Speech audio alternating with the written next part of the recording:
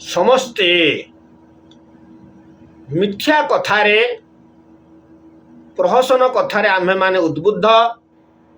ସେଇଭଳି ଏକ ଅକ୍ଷୟ ତୃତୀୟାକୁ ନେଇ ଆମକୁ ଯାହା ବାଣୀ ଦିଆଯାଇଛି, ଯାହା କଥା ଦିଆଯାଇଛି, ଯାହା ପ୍ରଚାର ପ୍ରସାର ଚାଲିଛି, ତାହାକୁ ମାପିବା ଏହାର ସତ୍ୟତା କେତେ ପରିମାଣରେ ଅଛି। ଏ ପବିତ୍ର ଅକ୍ଷୟ ତୃତୀୟା ଦିନକୁ ନେଇ ଆମ୍ଭେମାନେ ବିଭିନ୍ନ କଥା ଶୁଣନ୍ତି। ଏଇ ଦିନରେ ଦାନ ପୁଣ୍ୟ କରି ଯଦି ପୁଣ୍ୟ ଅର୍ଜନ କରାଯାଏ, ଧର୍ମ ଅର୍ଜନ କରାଯାଏ, ଏହା ଜୀବନରେ ଅକ୍ଷୟ କୀର୍ତ୍ତି ସୃଷ୍ଟି କରେ ବା ଏ ପୁଣ୍ୟ ଆଉ ଧର୍ମ କ୍ଷୟ ହୁଏ ନାହିଁ।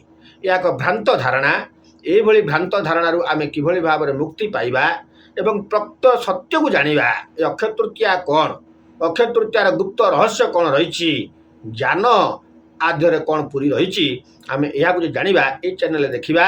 ଏ ପବିତ୍ର ଅକ୍ଷୟ ତୃତୀୟାକୁ ନେଇ ଏକ ସୁନ୍ଦର ଅଧ୍ୟାୟ, ଅକ୍ଷୟ ତୃତୀୟା କିଭଳି ଭାବରେ ପୂର୍ଣ୍ଣତା ଲାଭ କରିବେ ଆଉ ଅକ୍ଷୟ ତୃତୀୟାର ସାର ମର୍ମ କ'ଣ, ଆମେ ଏଇ ଚ୍ୟାନେଲରେ ଜାଣିବା।